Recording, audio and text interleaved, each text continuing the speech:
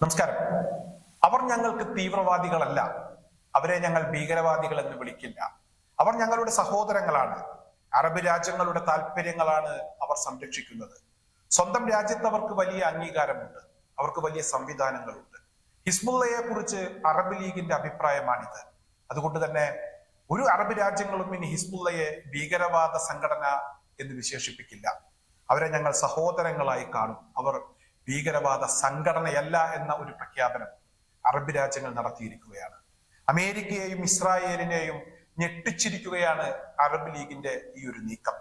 കഴിഞ്ഞ കുറച്ച് മാസങ്ങൾക്ക് മുമ്പ് മുൻ അമേരിക്കൻ പ്രസിഡന്റ് പറഞ്ഞ കാര്യമാണ് എനിക്കിപ്പോൾ ഓർമ്മ വരുന്നത്. ഡൊണാൾഡ് ട്രംപ് പറഞ്ഞത് ഇവിടെ ഹിസ്ബുള്ള വെരി സ്മാർട്ട് എന്നാണ്.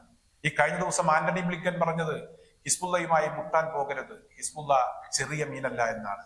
എന്തായാലും ഇസ്രായേലിനെയും അമേരിക്കയെയും ഞെട്ടിച്ചുകൊണ്ട് അറബ് ലീഗിന്റെ ഈ ഒരു പ്രഖ്യാപനം വരാനുണ്ടായ ഒരു സാഹചര്യം എന്താണെന്ന് നമുക്കൊന്ന് പരിശോധിക്കാം. കഴിഞ്ഞ 2 ദിവസങ്ങൾക്ക് മുമ്പ് ബെഞ്ചമിൻ നെതന്യാഹു നടത്തിയ ഒരു പരാമർശം തന്നെയാണ് ഇത്തരത്തിലൊരു പ്രഖ്യാപനത്തിന് അറബ് ലീഗിനെ പ്രേരിപ്പിച്ചിരിക്കുന്നത്. ഇറാന്റെ ഭീകര അച്ചുതണ്ടിലേക്ക് അറബ് രാജ്യങ്ങൾ വഴിമാറിക്കൊണ്ടിരിക്കുന്നു. സൗദി അറേബ്യ പോലും ഇവിടെ ഇറാന് വഴിപ്പെടുന്ന ഒരു സാഹചര്യമാണ് നിലവിലുള്ളത്. അധികം വൈകാതെ മുഴുവൻ അറബ് രാജ്യങ്ങളെയും ഇറാൻ കീഴ്പ്പെടുത്തും. എന്തെങ്കിലുമൊക്കെ ചെയ്യണമെങ്കിൽ ഇപ്പോൾ ചെയ്യണം, കുറച്ചു കഴിഞ്ഞ് ഒന്നും ചെയ്യാൻ കഴിയില്ല എന്ന് ബെഞ്ചമിൻ നെതന്യാഹു വ്യക്തമാക്കിയിരുന്നു.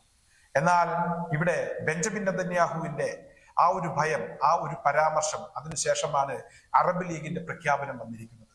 ഇറാൻ ചിന്തിച്ചതായിരുന്നു ശരി, ഇറാൻ തീരുമാനിച്ച കാര്യങ്ങളാണ് നടന്നുകൊണ്ടിരിക്കുന്നത്. ലോകം ഇപ്പോൾ ഇറാന്റെ വഴിക്കാണ്. ചൈന പോലും ഇപ്പോൾ ഹമാസിനെ സഹായിക്കുന്ന ഒരു സാഹചര്യം നിലവിൽ വന്നിട്ടുണ്ട്.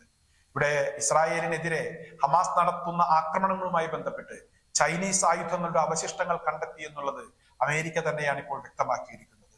തുരങ്ക നിർമ്മാണവുമായി ബന്ധപ്പെട്ട് ചൈനീസ് എഞ്ചിനീയർമാരുടെ സഹായം ഇവിടെ ഹമാസിന് ആവശ്യത്തിലധികം കിട്ടിയിട്ടുണ്ട് എന്ന് പോലും അമേരിക്ക ഇപ്പോൾ കണ്ടെത്തിയിരിക്കുന്നു.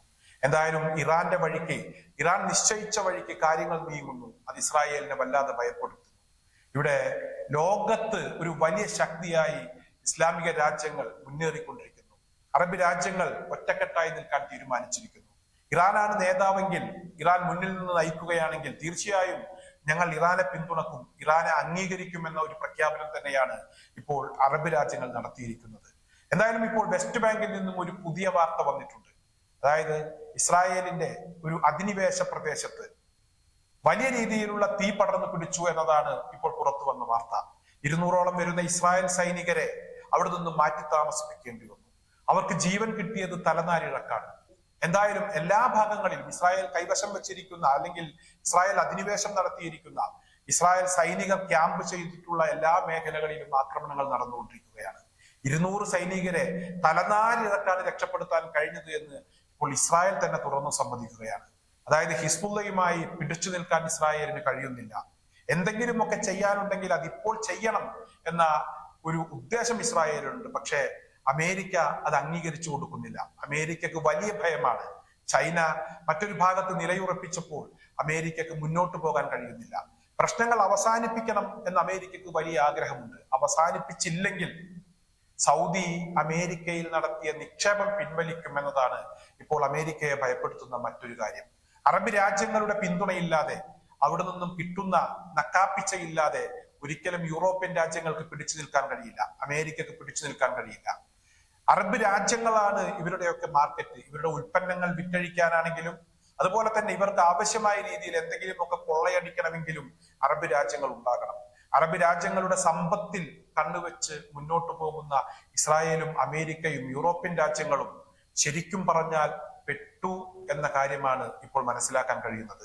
അത്തരത്തിലൊരു പ്രഖ്യാപനം, ഒരു ഉഗ്രൻ പ്രഖ്യാപനം അറബ് ലീഗ് നടത്തിയിരിക്കുന്നു. ഇത് ഹിസ്ബുള്ളയുടെ ഏറ്റവും വലിയ വിജയം എന്ന് തന്നെയാണ് ഇപ്പോൾ നമുക്ക് പറയാൻ കഴിയുന്നത്.